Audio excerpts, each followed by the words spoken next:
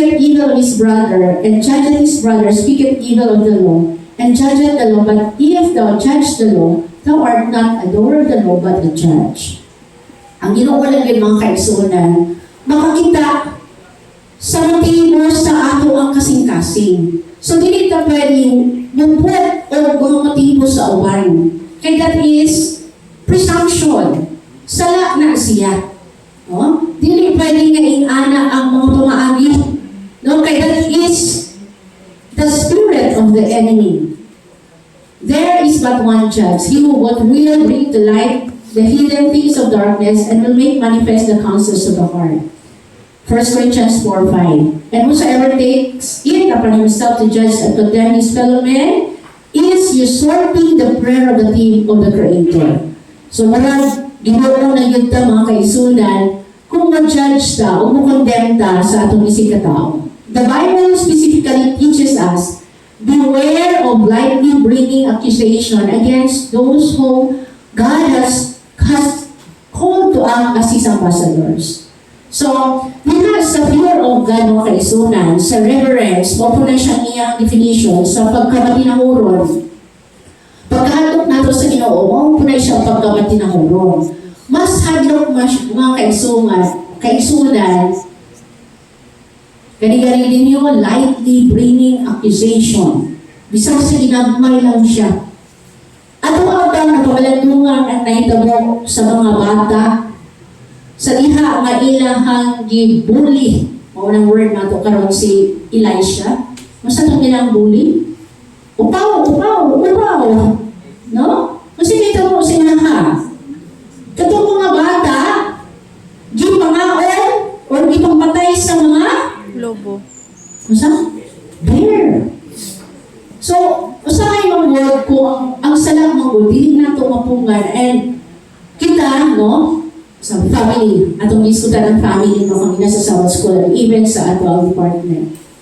Kung ang sala, dili siya tagaan o buka, nga sala na siya, o dili siya ma-listay, or dili siya ma-pungan, or dili siya ma-correct dahil mga kaisunan, muna siyang handok.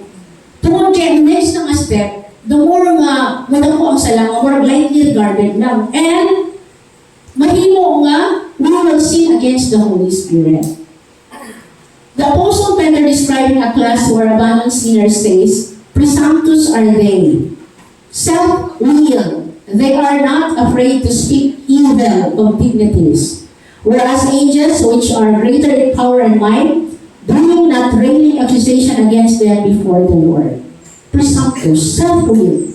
Ano siyang description ng kaisunan? Katong wala na hadlong musulti against sa mga katamahan sa Ginoo, mga matinodaanon. Matinodaanon lang po mga kaisunan. Pero bisan pa, remember si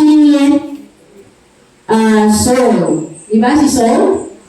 Wala naka-bear. Kaya bisan pa ang iyang ibuhat din maayo, tungkol kay ginuhugan siya. And Paul, in his instruction for those who are placed over the church, says, against an elder receive not an accusation, but before 2 or 3 witnesses. 1 Timothy 5:9. He who has placed upon men the heavy responsibility of leaders and teacher of his people will hold the people accountable for the manner in which they treat his servants. We are to honor those whom God has honored. The judgment visited upon Miriam should be a rebuke to all who yield to jealousy and murmur against those whom God lays the burden of His word. Wali siya nga ang atong mga ginabasa, ang atong ginatunan, for our example, pabalik-balik, no? Kay history repeat itself. Kung dito mga cut-on sa mga lesson na ito, mga learn sa atong mga ginabasa, alaon kaayo ta. Kaya nga naman, we are repeating. And then, the word ang atong sala, because gisultihan na ta, no? Gisulat na siya. Ang ato is ang pagbasa o pagsunod. It is not the opposition of the world that most endangers the Church of Christ. Para sa atong tanan mga kaigsunan. It is not opposition of the world that most endangers the Church of Christ. Napasalamat ko nga na ay kayunan na ato ang makatunan, ato ang mga adult dito sa camp meeting about the story of the leadership of Nehemiah. A as a reformer, as a restorer, as a rebuilder, as a kaning repairers of the breach. Naa dito